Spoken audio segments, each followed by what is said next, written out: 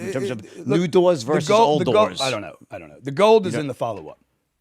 Okay, so in other words, you don't have a distinction because it's a good question, don't you think? Though, like, when do you Not know? really. I think it's a bad question. You think it's a bad question I think it's not the right question. I think it's.